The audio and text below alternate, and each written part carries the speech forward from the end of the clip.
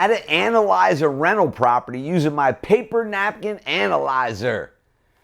Let's go through how you answer the question, does the deal work?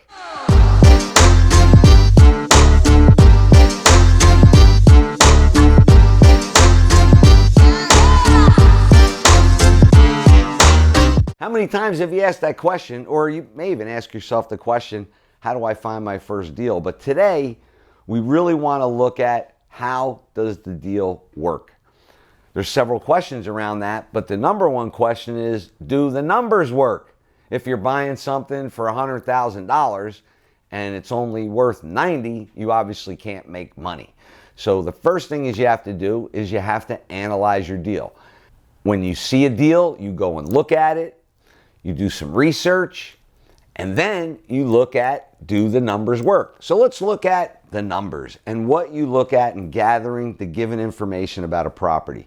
We've talked several times, and if you haven't checked it out, the multiple listing service gives you property data, Zillow, RPR. There's several sites, websites, HomeSnap, that you can go and find out that property has 1 bedroom, 2 bedrooms, and that's what I call given information about that property. Well, what numbers on that property are you looking for? The given information is obviously the sale price. You want to know what the sale price is.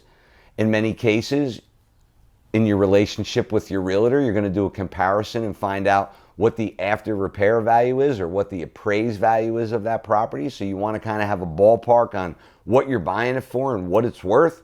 You're going to hear me talk a lot about looking for properties that are at 70% of market value that need improvements, and that's where you can capitalize. But these are two important pieces of information you need on a property in order to analyze it. The next thing you need is, how much does it cost to operate that property? You have annual taxes, you have utilities expenses, in some cases you have homeowners expenses, so there's all types of expenses that you want to start to gather, and that's broken down by, what is your gas bill? What is your electric bill? What would be the telephone bill, the cable bill? Do you pay to remove your garbage? Is there a sewer bill? Is there a water bill? What do you pay for taxes to the city?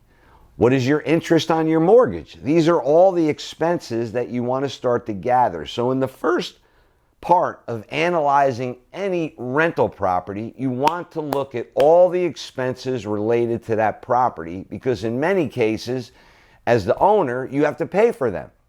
Now the key when you have that property is pushing those expenses off to the user. But so in a lot of cases you can't. So when you're analyzing the property, you have to look at the worst case scenario and really understand all your expenses. So after you've gathered the acquisition cost and the expenses and the after repair value and the amount of the down payment that you may have to put down and the mortgage amount, this is the information you start to evaluate. You start to look at, okay, what's this property worth? If I were to rent this property, could I get $1,000 per month, $2,000 per month?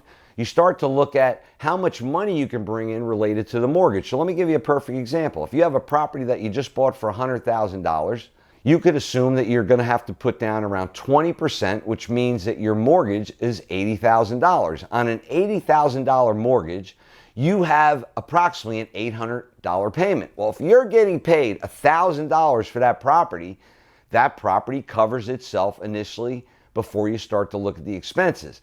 Now, as you start to deduct the expenses from the revenue, you're probably going to go into the red. So you would think on that property, you probably have to rent it out for at least $2,000 a month in order to make profit. But this is what you have to do when you start to analyze properties. You gather all the information.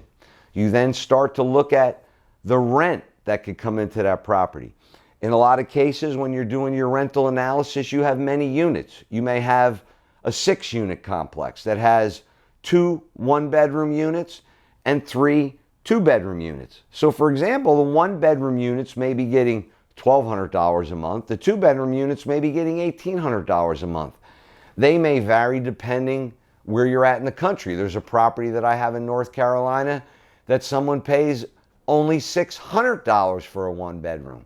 However, that 6-unit complex only cost me $125,000.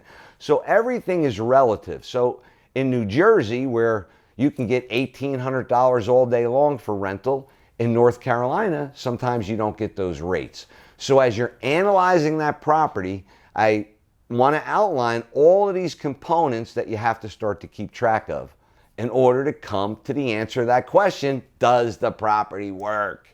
So let's really get into that question, does the property work?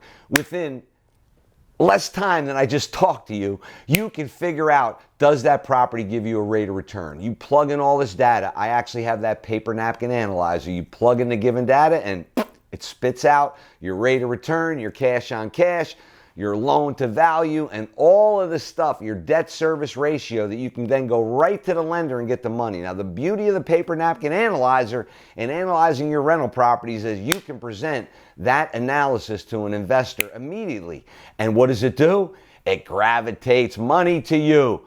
So in the nutshell, as you start to analyze your rental properties, you also can start to think about how to fund that, use little or no money, and buy that rental property and create residual income for yourself so you can pass it on to your ancestors.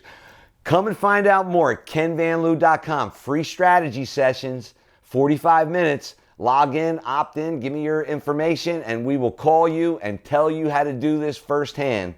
Make it a great day.